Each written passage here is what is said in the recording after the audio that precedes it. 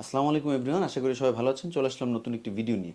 আজকে আমরা আসলে আলোচনা করব গণভোট নিয়ে। গণভোট নিয়ে বিভিন্ন রকমের প্রোপাগান্ডা চলতেছে পুরো ফেসবুক জুড়ে। আমরা দেখছি কেউ কেউ বলছে গণভোটে যদি হা দেন তাহলে সংবিধান থেকে বিসমিল্লাহ উঠে যাবে। কেউ বলছে গণভোটে যদি হা দেন তাহলে আপনার ভিটামাটি শুদ্ধা চলে যাবে।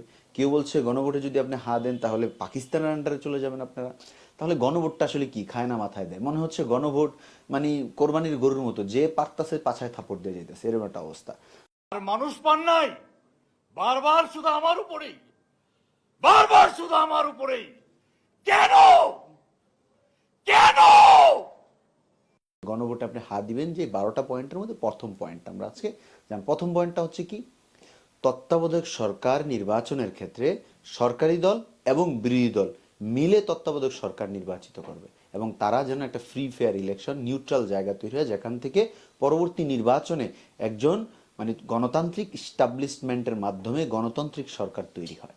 সেটাই হচ্ছে প্রথম পয়েন্ট। সেই প্রথম পয়েন্টে আপনি হ্যাঁ না না, যারা ধরেন বাংলাদেশকে ভালোবাসে, যারা চায় বাংলাদেশে গণতন্ত্র প্রতিষ্ঠিত হোক, যারা চায় বাংলাদেশের প্রত্যেকটা মানুষের অধিকার জাস্টিফাই হোক, অধিকার মানে প্রতিষ্ঠিত হোক, এবং যারা চায় বাংলাদেশে নতুন করে যেন আবার ফেসিবাদের অবকাঠামো, যেটা গত 17 বছর শেখ হাসিনা ফেসিবাদের আতুরঘর বাংলাদেশে তৈরি করেছে, সে আতুরঘর যেন আবার ফিরে না আসুক, তারা অবশ্যই হাত দিবে। আর যারা বুঝতেছে না কিছুই, যারা হচ্ছে কোরাম পলিটিক্সের মধ্যে অন্তর্ভুক্ত, যারা তাদের ভাই যা বলছে তাই, ভাইয়ের উপরে কেউ নাই, অভিভাবক সিঙ্গারা সমুচা কেন্দ্রিক যারা রাজনীতি করতেছেন, তারা হচ্ছে না বুঝেই নায়ের দিকে যাচ্ছেন। এটাই হচ্ছে প্রথম পয়েন্ট গণভোটে। এটার ক্ষেত্রে জুলাই গণ অভ্যুত্থানের সাথে যারা জড়িত, যারা এই দেশকে ভালোবাসে, যারা এই দেশের পরিবর্তন চায়, তারা হাত দিচ্ছে এবং আপনারাও হাত দিবেন। এজন্য হা ভোট অনেক ইম্পর্টেন্ট।